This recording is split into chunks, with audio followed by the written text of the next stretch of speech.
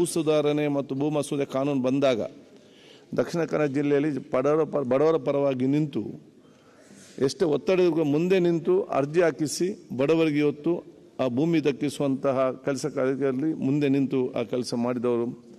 ಅಧಿಕಾರ ಇಲ್ಲದಂಥ ಸಂದರ್ಭದಲ್ಲಿ ಕೂಡ ಅವ್ರದ್ದೇ ಆದ ಒಂದು ಆ ಗೌರವವನ್ನು ಉಳಿಸಿಕೊಂಡು ಎಲ್ಲ ಮಾಧ್ಯಮದ ರಾಜಕಾರಣಿ ಆಗಿದೆ ಅಂತ ಹೇಳಲಿಕ್ಕೆ ನಾನು ಬಯಸ್ತಿ. ಪರಮೇಶ್ವರ್. ಮಾನ್ಯ ಅಧ್ಯಕ್ಷರೇ, ಒಬ್ಬ ಹಿರಿಯ ರಾಜಕಾರಣಿ ಮತ್ತು ರಾಜಕಾರಣದಲ್ಲಿ ಮಾದರಿಯಾಗಿರ್ತಕ್ಕಂಥ ಇದ್ದಂಥ ಒಬ್ಬ ಸಚಿವರಾಗಿ ಕೆಲಸ ಮಾಡಿ ರಾಜ್ಯದಲ್ಲಿ ತಮ್ಮ ಹೆಸರನ್ನು ಉಳಿಸಿರ್ತಕ್ಕಂಥ ಮಾನ್ಯ ಸುಬ್ಬಯ್ಯ ಶೆಟ್ಟರವರು ಇವತ್ತು ನಮ್ಮನ್ನು ಅಗಲಿ ಹೋಗಿದ್ದಾರೆ. ಪ್ರಥಮತಃ ತಾವು ತಂದಿರತಕ್ಕಂಥ ಈ ಸಂತಾಪ ಸೂಚನೆಯನ್ನು ಬೆಂಬಲಿಸಿ ಅವರ ಆತ್ಮಕ್ಕೆ ಶಾಂತಿಯನ್ನು ಕೋರಿ ಅವರ ಕುಟುಂಬ ವರ್ಗದವರಿಗೆ ಭಗವಂತ ಆ ನಷ್ಟವನ್ನು ಭರಿಸ್ತಕ್ಕಂಥ ಶಕ್ತಿಯನ್ನು ಕೊಡಲಿ ಅಂತ ಹೇಳಿ ಪ್ರಾರ್ಥನೆಯನ್ನು ಮಾಡಿ, ಮಾನ್ಯ ಸುಬ್ಬಯ್ಯ ಶೆಟ್ಟರವರು ಬಹಳ ರಾಜ್ಯದಲ್ಲಿ ಮತ್ತು ರಾಷ್ಟ್ರದಲ್ಲಿ ನೆನಪು ಉಳಿಯತಕ್ಕಂಥ ಕೆಲಸವನ್ನು ಮಾಡಿದ್ದಾರೆ. ಅವರು ವಾರ್ತಾ ಸಚಿವರಾಗಿ, ಇಂಧನ ಸಚಿವರಾಗಿ ಅನೇಕ ರೀತಿಯಲ್ಲಿ ರಾಜ್ಯದಲ್ಲಿ ಕೆಲಸ ಮಾಡುವ ಸಂದರ್ಭದಲ್ಲಿ ಶಿಕ್ಷಣ ಸಚಿವರಾಗಿ ಭೂ ಸುಧಾರಣೆಯ ಕಾಯ್ದೆಯನ್ನು ತೆಗೆದುಕೊಂಡು ಬರುವಂಥ ಸಂದರ್ಭದಲ್ಲಿ ಬಹುಶಃ ಇಡೀ ದೇಶದಲ್ಲಿ ಪ್ರಥಮವಾಗಿ ಈ ಭೂ ಸುಧಾರಣೆ ಕರ್ನಾಟಕದಲ್ಲಿ ಬಂದದ್ದು ಅನ್ನೋದನ್ನು ನಾವು ಸ್ಮರಿಸ್ಕೊಳ್ಬೇಕಾಗ್ತದೆ. ಒಂದು ರೆವಲ್ಯೂಷನರಿ ತೀರ್ಮಾನ ರಾಜ್ಯದಲ್ಲಿ ಆದದ್ದು, ಇಡೀ ದೇಶದಲ್ಲೇ ಆದಂಥದ್ದು. ಯಾರು ಭೂಮಿಯನ್ನು ಉಳ್ತಾನೆ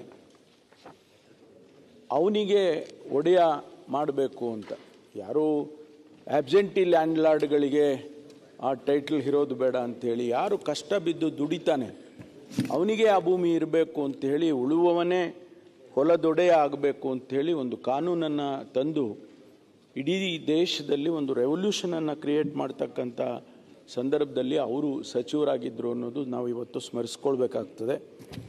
ಮತ್ತು ಅವರು ಈ ಚೈನಾದವರು ಭಾರತದ ಮೇಲೆ ಆಕ್ರಮಣ ಮಾಡಿದಂಥ ಸಂದರ್ಭದಲ್ಲಿ ಬಾರ್ಡರ್ ಫೋರ್ಸ್ ಇಂಟೆಲಿಜೆನ್ಸ್ ಬ್ಯೂರೋನ ಸದಸ್ಯರು ಕೂಡ ಆಗಿ ಕೆಲಸ ಮಾಡಿರ್ತಕ್ಕಂಥದ್ದನ್ನು ನಾವು ಸ್ಮರಿಸಬೇಕಾಗ್ತದೆ. ಇವೆಲ್ಲ ಮಾನ್ಯ ಅಧ್ಯಕ್ಷರೇ, ಇವೆಲ್ಲ ಹಿಸ್ಟಾರಿಕಲ್. ಯಾರೂ ಕೂಡ ಪದೇ ಪದೇ ಮಾಡೋದಕ್ಕೂ ಆಗಲ್ಲ, ಅವ್ರಿಗೆ ಅವಕಾಶಗಳು ಸಿಗೋದಿಲ್ಲ. ಹಾಗಾಗಿ ಅವರು ಇವತ್ತು ನಮ್ಮನ್ನು ಅಗಲಿ ಹೋಗಿದ್ದಾರೆ. ಮಾನ್ಯ ಮುಖ್ಯಮಂತ್ರಿಗಳು, ಅಂದಿನ ಮುಖ್ಯಮಂತ್ರಿಗಳಾದಂಥ ದಿವಂಗತ ದೇವರಾಜು ಅರಸು ಅವರ ಸಚಿವ ಸಂಪುಟದಲ್ಲಿ ಶಿಕ್ಷಣ ಸಚಿವರಾಗೂ ಕೂಡ ಕೆಲಸ ಮಾಡಿದ್ದಾರೆ. ಆ ಸಂದರ್ಭ ಹೇಗಿತ್ತು ಅಂತೇಳಿದರೆ, ಒಂದು ರೀತಿಯಲ್ಲಿ ಹೊಸ ಪರಿವರ್ತನೆ ಶಿಕ್ಷಣ ಕ್ಷೇತ್ರದಲ್ಲಿ ಆಗ್ತಕ್ಕಂಥದ್ದು. ಆಗ ಹೊಸದಾಗಿ ಭಾಳಷ್ಟು ಜನರಿಗೆ ಇಂಜಿನಿಯರಿಂಗ್ ಕಾಲೇಜ್ಗಳನ್ನು ಕೊಟ್ಟರು ಪ್ರೈವೇಟಲ್ಲಿ.